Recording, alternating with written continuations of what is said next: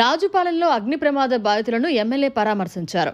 నెల్లూరు జిల్లా కోవూరు నియోజకవర్గం కొడలూరు మండలం రాజుపాలెం గ్రామంలో జరిగిన అగ్ని ప్రమాదంలో 4 ఇళ్లు కాలి బుగ్గయ్యాయి.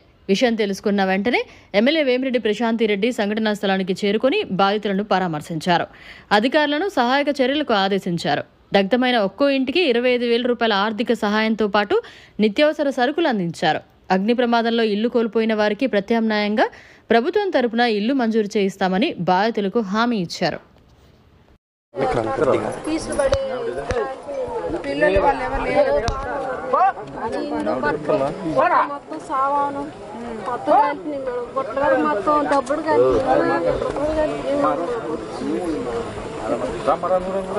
ఏదో కొంచెం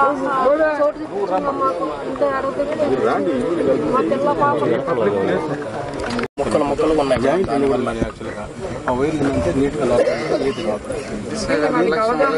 మన నియోజకవర్గంలోనే దాదాపుగా ఈ మధ్యలోనే 5-6 మరణాలు జరిగాయి మేడం. దేనివల్ల? విద్యుత్ శాఖ నిర్లక్ష్యం. ఇప్పుడు 3 ఫేజ్ మొత్తం అంతా వేస్తున్నారు. దీంతో మొత్తం క్లియర్ అయిపోతుంది. నుంచి నేను సార్ తో వాళ్ళతో మాట్లాడించి మన కోవూరు కాన్స్టిట్యున్సీకి తొందరగా 3 ఫేజ్ వచ్చేటట్టు చేస్తే ఇప్పుడు అదంతా చేస్తున్నారు కదా, జరుగుతా ఉంది.